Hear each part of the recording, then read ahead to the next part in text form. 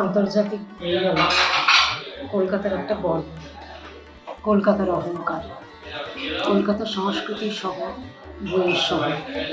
আমরা ছোটবেলা থেকেই কলকাতা বইমেলা দেখে আসছি।